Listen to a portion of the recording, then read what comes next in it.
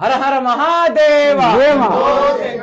ఓం నమ శివాయ. ఓం నమ శివాయ. ఓం నమ శివాయ. ఓం నమ శివాయ. స్వామి, ఇప్పుడు మేము వచ్చిన శివాలయం టెంపుల్ అయితే గత 1000 సంవత్సరాల కింద టెంపుల్ ఇది. లింగం అయితే ఇది 1000 సంవత్సరాల కింద లింగం ఇది. చాలా మంది చుట్టుపక్కల ఊరు వాళ్ళందరూ ప్రతి శివరాత్రికి ఇక్కడికి వచ్చి దర్శనం అయితే చేసుకుంటారు.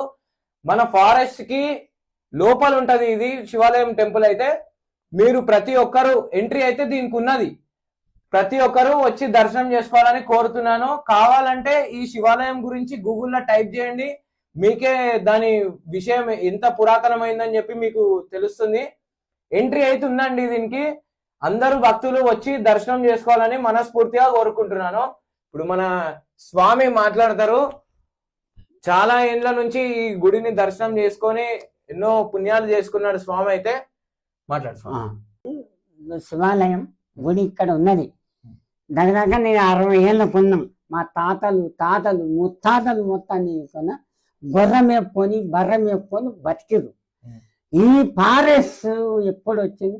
ఈ ఫారెస్ట్ రాకముందే ఇక్కడికల్లా వస్తుందని తెలిసి ఇక్కడ మనల్ని గుడి ఇక్కడ ఉన్నది.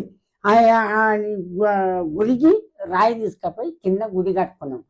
అక్కడ ఎల్లమ్మ గుడి కట్ట కూడా ఫారెస్ట్ మాకు స్థలం ఇవ్వకపోతే ఈ ఫారెస్ట్ ఏం చేశాను, ఎల్లమ్మ గుడికి సంధి తీపిచ్చిన.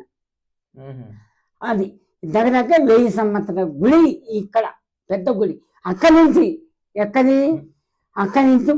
డైరెక్ట్ మొత్తం రోడ్ వేసారు. గుడి కాడికి రోడ్ వేసారు. ఇప్పుడు మీ తాతల నుంచి వస్తురా స్వామి? మా తాతల నుంచి ఎక్కడనే వస్తుంది. మీ తాతల ముత్తాతల నుంచి బాగా నేను ఈ బర్ర మేపేది గొర్రె మేపేది అన్ని మేస్తాం సార్. ఈ గుట్ట మీద ఇక్కడ అనవసరం ఆన కొడితే ఇది పనుకునేది.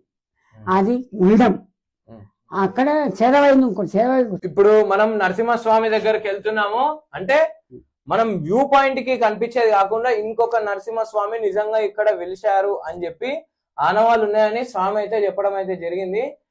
కానీ మనం 1000 సంవత్సరాల కింద ఇక్కడ ఉన్నాడు. 1000 సంవత్సరాల కింద ఇక్కడ ఉన్నాడు అంటే అంతకు ముందు కూడా ఉండొచ్చు ఇక్కడ. కానీ ప్రజలకు తెలిసింది 1000 సంవత్సరాల కింద అని చెప్పి. మనం ఇప్పుడు నరసింహస్వామి గుడి దగ్గరికి వెళ్దాం. హర హర మహాదేవ.